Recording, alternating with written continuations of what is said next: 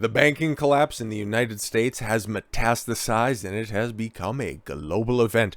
Total global saturation. If you get the reference, you're one of the cool ones. That was one of the only ones that I played in that series. It's going to make no sense if you don't get it, but if you do, shout out to you. Credit Suisse shares crash as banking crisis goes global. We got some other stock numbers, and boy, is it not looking good. I'm strapped in, me personally. I'm taking it to the mattresses. I bought all of my gold. I got all of the war bonds. I'm totally joking. I got none of that shit. If things are going to start going wild, somebody's going to be catching these hands.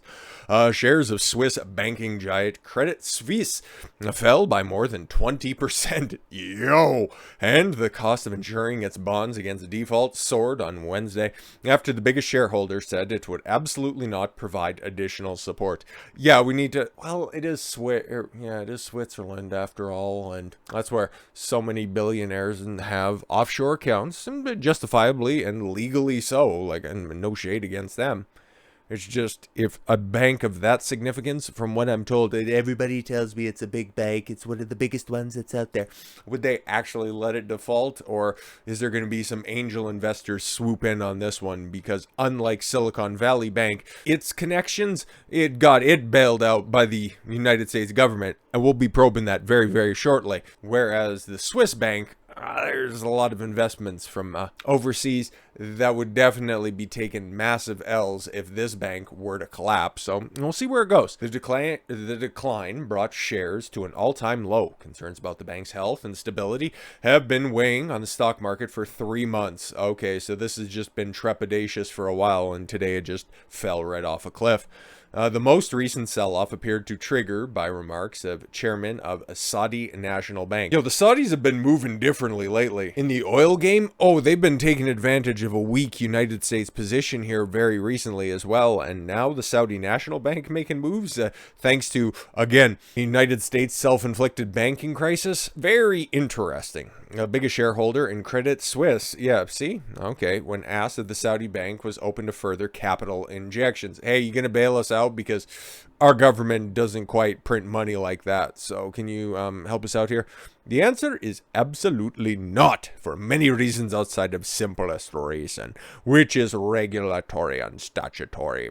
Chairman Amar Al-Qudari, I thought that was haram, said in an interview with Bloomberg TV. Al-Qudari said increasing his bank's stake in Credit Suisse would bring an unwanted regulatory burden under Swiss, Saudi, and European laws. Hey man, fair enough. Yo, listen man, the Saudi laws when it comes to finances and taxes, beautiful stuff. Swiss, not that bad either. But then European laws, ain't gonna happen. Nope, we just gotta we gotta cut it off right there. If I go above 10%, all new rules kick in, whether it be by our regulators or the Swiss regulator or European regulators. Yes, of course. We are not inclined to get into a new regulatory regime. They also said there were 5 or 6 other reasons, but didn't specify what those could be. Frankly, we don't care. We have other investments elsewhere. Destabilizing the other investors in this bank would be a hell of a lot of fun. I'm sure the U.S. works in there some ways. I got 4 of them so far, and the 5th one, yeah, we can go ahead and that's just some of our spending money. So if that crashes everything, beautiful, fantastic. But yes, like I said, it had a knock-on effect on the global markets as well, and they weren't lying. So at about 2 o'clock in the afternoon, Greenwich Mean Time, take a look at the stocks across the world. So you got the New York Dow down 1.7%, 31,618 points. Yo! S&P 500 down 1.5 points, 3,862 points. NASDAQ down 1.1 points at 11,303 points. London, FTSE.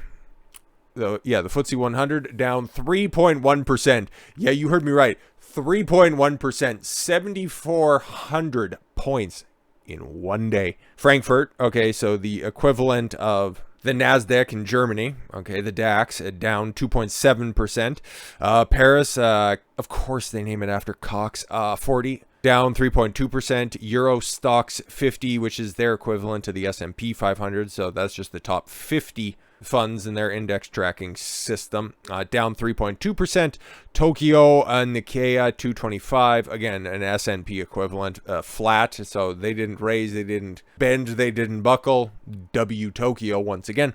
Hong Kong was up 1.5% because they're like, oh yeah, we have our toes dipped in everybody's pool, so we're kind of fine in this situation. Shanghai, again, same situation. They're up by 0.2%. The euro dollar curve down. Okay, so the euro is still trading just under against the US dollar by about 2 cents. The pound to the dollar. The dollar's trading a little bit higher than the pound. Okay, the euro to the pound. Euro down, pound up, based. Dollar to the yen. Yen's up. Not good. Not a good sign, but wouldn't expect anything really different. West Texas Intermediate. Now this is the one. Oh, okay. This is oil. Okay, so oil is down 5.1% to 67.71 cents per barrel. And Brent North Sea crude oil down 4.7% at $73.87 per barrel. So it's not just index funds. It's not just the stock market in general. This is actual tangible shit that is starting to go through the floor, because that 5.1 and 4.6%, that's pretty significant, man. But at least, hey guys, no more mean tweets. But this is only going to get worse here. This is only going to get worse, because the more you do an autopsy on the collapse of Silicon Valley Bank, the more you start to figure out that that's just the first domino to fall, because so many other banks, so many other institutions are set up, at least stateside. Now I can imagine there's probably some places in Europe and definitely the UK, because there's a whole bunch of crossover when it comes to stupid woke policy like that. But I think that SVB probably takes the cake, because a shout out to the Federalist for uncovering this absolute nonsense. Silicon Valley Bank pledged. Now, is this an Amber Heard situation where it's like, I pledged, but you actually donated nothing and your simps just paid, just a fraction of the rest of it? But anywho, pledged nearly $74 million to Black Lives Matter causes. How goddamn adorable. Anyways, Silicon Valley Bank might have been able to make good on the $74 million promise to customers had it not pledged the money to leftist causes. Oh yeah. This wasn't a one-off issue, by the way. Like, they did this for a bunch of different things as well, but we still got a little bit more to this story. According to a new database by the conservative Claremont Institute, the collapsed bank donated or pledged, either or, nearly $74 million to groups related to BLM. Will Hild, that's an interesting name, the executive director of Consumers Research, told the Federalist that SVB's failure on the heels of its left-wing activism is yet another indication that SVB was focused on woke virtue signaling instead of protecting their customers' deposits. Yeah, and then we also figured out, 90 to 95% of the deposits were not insured, but we need more government to help us make good to our customers, because we weren't paying attention to the government to begin with. Anyways, time after time, we see the same pattern. Companies that are most concerned with ESG scores and woke politics do the worst jobs serving their customers. Yeah, and then once they end up burning all of their bridges with their customers, then you have thousands of jobs slash. Take a look at different industries, like Disney's laying off another 10,000 people. What was it, Meta or Amazon laying off another 10,000 people? Whenever they delve so deeply as SVB apparently did, this is the expected outcome. Like, listen, you can virtue signal all you want, but when the rubber hits the road and when you need to make money, when dollars need to make sense, these people are too busy worrying about, what their forearm skimmed penis can do. Okay, I got a new pump installed. Well, that's fantastic. Put a pump inside your mouth and pull the trigger. Because clearly that gender studies degree that got you that position doesn't quite equate to an accounting degree, which is probably what you should be prioritizing at a bank. I don't know how banks run or anything like that. Far be it for me to give you financial advice. All I can do is put 2 and 2 together. And because they were too busy trying to figure out that 2 and 2 together actually equals 5, they end up in situations like this, because you take a look at who else was on the board and who else was involved with this bank, and it comes as absolutely zero fucking surprise why this place went tits the fuck up. Only one member of the failed SVB board had a career in investment banking, and that was sketchy at best. And the rest were Obama and Clinton mega donors. Wow! Who grieved when Trump won, included one that went to a Shinto shrine to pray. Are you having a fucking laugh? Yo! I forget who coined this phrase. It might have been Rob Henderson or it might have been Douglas Murray. It's one of those two guys, okay? I think it's a wonderful term, by the way, because you only see this in first world developed nations that have pretty much figured out everything else. These luxury beliefs that are out there, like wokeness and social justice, whatever you want to call it, the nonsensical shit that a bunch of liberal white women want to push in order to feel superior because, oh my god, I helped a little black kid today, I feel so great, even though in actuality you just sent out a tweet with a flag at the end of it, and it's like, just fuck off, you didn't do anything, but you felt good about it, so that's good. Prioritizing feelings over results. That's kind of what's got us into this situation, if we really want to boil it down, the feminized mindset to society at large. But that's, of course, another topic for another day that I talk about in just about every other video. So if it's not going to be here, you can just go find one of the many ones that are, I've got thousands of videos up. Anyways, let's just see how deep this rabbit hole goes. Just one member of the Silicon Valley Bank board of directors had a career in investment banking. While the others were major Democratic donors, it had been revealed. So it's absolutely no shock whatsoever why these motherfuckers got bailed out the way that they did. No shock at all. Tom King, there's another fucking Tom King that's out there, 63, was appointed to the board in September after previously serving as the CEO of investment banking at Barclays. Well, Barclays is pretty successful, so that makes sense. A nice move that's over there. He had 35 years of experience in investment banking. But he was the only one on the board with a career in the financial industry. Well, others are former Obama administration employees. Yo, man, this happens. You can see with big tech all of the time, just the open pipeline between the White House as it stands right now and big tech industries. How many people that used to work at Google or Facebook or Twitter now walk the halls, well, not without security, because there could be some Republicans on the loose and I don't feel safe around here. Be like AOC and hide in the bathroom, you stupid fucking horse. But yo, man, if they aren't deep dark swamp creatures that can date all the way back to the Clinton administration or even earlier, for fuck's sakes, there's some limp dick millennial that cut their teeth in the human resources department at fucking Google. Like, it's astounding what the crossover is. We went over that back when Biden first won the election in 2020. It's like, wow, all that staff that you're announcing. Wow, yeah, deep ties all the way back to the 2008 campaign. And, oh, you worked at Facebook for how long? Very interesting how this stuff ends up working out. And, oh boy, you guys have such a close relationship. Big funny about that. So yes, Obama administration employees, a prolific contributor to former House Speaker Nancy Pelosi. Wow, really?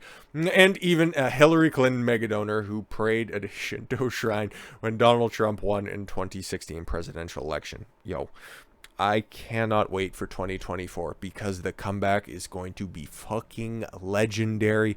And if you thought the spur out, because, oh, man, I guess it's been a long time since election night on 2016, but I can still remember. I can remember every live stream I was watching. I can remember all the coverage. I can remember waking up in the morning with all of the long faces, even up here in Canada, of everybody just walking around in shock. And I just had the biggest smile on my face for that entire day and went to the gym first thing in the morning and the view was on and it just looked like there was a wake. And then you had Hillary Clinton through gritted teeth delivering her concession speech. Oh, I just can't wait for it again in 2024 if everything's on the up and up. Oh, it'll be fucking glorious. Wonder how many shrines will be involved. Anyways, the board is now being investigated by federal authorities after it failed to prevent the bank from going under. Well, it was investing clients' money in risky, low-interest government bonds and securities. Oh, you want another reason why the government bailed him out? Or not bailing him out. It's just a bailout in another term. Has previously been accused of being too focused on woke issues. You're goddamn right. There's the only guy, and he looks like a banker, to be completely honest. Okay, let's take a look at some of the other employees who are outside, not wearing... Are you fucking kidding me? People are still wearing masks? Bitch, this is 2023. He's also in Silicon Valley. I'll give him a break. But hey, at least the little white girls behind him, like, not even wearing a mask. Like, come on now. Oh, and the bank fell on Friday. It touted that its board included one black, one gay member, and 2 veterans. A couple of fucking lunch ladies from the Operation Desert Storm. Like, fuck off. It was also noted that the board was 45% women. And you wonder why it failed. Only one board member was under the age of 60, while the oldest was 78. Yeah, that sounds like a Democrat think tank. And only King has experience in the financial industry. Yo, I bet you he was never there for any of the meetings. He had to be drugged, kicking and screaming, because this guy wanted to talk numbers, but everybody else wanted to talk about what stripes needed to be added to the flag. The others were major donors to former House Speaker Nancy Pelosi, Clinton, Obama, and President Joe Biden, who also made contributions to the political action, to the PACs for Senate Majority Leader Chuck Schumer and Senator Mark Warner, a Democrat from Virginia. Okay, a longtime member of the powerful Senate Banking Committee. You can't make this shit up. Among those members were Phil Cox. Oh yeah. What about his brother Mike? Who assists on the governing board for Next Gen Cyber Talent. God, that sounds like a shell company. A nonprofit, of course, provides a platform to increasing diversity and inclusion in the cybersecurity sector. It's pretty diverse and inclusive. Literally every time that you make a phone call, if there's anything that's wrong, you just get the, "Hello, my name is Bob and I am here to help you." It's pretty diverse. And Kate Mitchell, who co-founded the National Venture Capitalist Association initiative Venture Forward. I think we've heard about them before, who focuses on advancing opportunities for women and underrepresented minorities in the venture ecosystem. The fuck does that mean? Mary J. Miller. Oh man, this is so crazy. It should have just been Mary J. Blige, a former undersecretary for domestic finance. Yo, you worked for domestic finance at the United States Department of Treasury, and you couldn't fucking figure out how numbers work at a bank. Who ran in the 2020 Baltimore mayoral race as a Democrat. Are you having a laugh? Also served on the board. Yo, Kate Mitchell cried at a Shinto shrine. Doesn't she look like somebody who would go cry and tap into her, 1024th Japanese roots? Like, just fucking stop. Kate Mitchell, 64, has served as Silicon Valley Bank Board since 2010. During that time, she donated $50,000 to Clinton's campaign. Money well spent. Hopefully you got monogrammed tissues. She told CNBC at the time that she went to a Shinto shrine while on a trip to Kyoto that Thanksgiving to pray. Yeah, it fucking worked out well for you. I prayed for me and us to get beyond our grieving and shock. Could you imagine being that fucking out of touch? Well, actually, yeah, I can see it in her situation because she's on a fucking board for a woke company. Holy. Early celebrated how 97% of the tech industry donations were going to the Clinton campaign. Yeah, no, definitely. No conflict of interest there whatsoever. Yo, what the fuck happened? Rite Aid CEO who credits success with being an improv troupe. Sorry, what? Elizabeth Busy Burr. Fuck off. Okay, credits her success with being in an improv troupe. Yo. But she's still the most funny person with the surname Burr. I said it! She told Authority magazine. Oh yeah. In a sit-down interview on February 21st, "I've learned a lot about doing improv. Yo, I can't think of anything worse than an all-female improv group. I'd rather trim my pubes with a chainsaw. We all need to start with being conscious. Recognizing that if we aren't solving the problem, we are a part of it, and that is in fact the problem, a big one." Because applause would be too triggering. People of color in this country face far more difficult journey to achieve their dreams than I do. Let's take a look at all the pictures that we've seen before. How many faces of color do we see here? So we got Karen, we got Tom, we got that creepy, stupid Indian kid that's outside the building wearing a fucking mask in public. Yeah, not seeing a lot of people of color, but, you know, she's a champion for it, so that's just as good. We had 4 years of a president who unleashed the tide of racism and white supremacy. Yeah, well, now he can unleash a fucking wave of unemployment because it sucks to suck, you're out of a job. A winemaker. Oh, here's another white guy. Winemaker with an estate near Nancy Pelosi. Of course. That's funny. That's funny. You have a head of a bank and somebody who owns a vineyard, some well-accomplished individual, right next to the Speaker of the House. Nobody sees anything funny about that at all whatsoever. Anyways, here Nancy Pelosi is a prolific Democrat donor. Garen K. Stagl. That is an old ass fucking name. Okay, I'm surprised there's not a number at the end of it. I'm Garen K. Staglin the Fourth. Made his name for himself in the eponymously.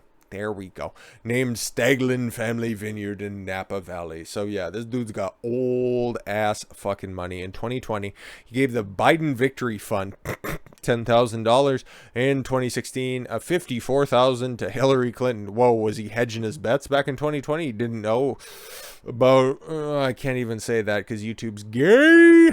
On top of the $25,000 he donated the year before. Are you fucking kidding? He donated $79,000 to Hillary Clinton and she fucking lost. That's why I guess the contribution in 2020 was $10,000 because he's like, listen, I'm all tapped out. Listen, I'm just as shocked, but I'm not stupid. I'm not going to Kyoto to go pray to some fucking shrine, okay? I got some grapes to crush. He also backed former President Barry, of course, with a $35,800 donation and gave the DNC $11,000 last year. Oh, good for him. At least he's consistent. Oh, here's another person of color. Former Obama administration official who got caught up in a race scandal. Sorry, what? As she ran for Baltimore mayor. Oh, what? Is she like BBC? Is she dabble in the dark? Is that the type of race scandal we're talking about? Mary J. Miller. Of course. Oh, she's 67. Yo, what's with those dark eyebrows? That shit doesn't fucking match. Served as Obama's undersecretary for domestic finance at the Treasury Department from March 12th through September 2014. Cool. In that position, she helped implement the Dodd-Frank financial reform. Fucking stupid. A legislation that set regulations on banks like SVB that they would go ahead and totally ignore, which it is now being accused of skirting. Ta-da! She set the fucking rules, got the job at the place that those rules were set for, and then knew how to get around them. You can't make this shit up. She joined Silicon Valley Bank board right after she was done at the White House. And they're like, oh, we got a job directly for you, Mary. You did a great job for me. I'll just hand you off here. All right.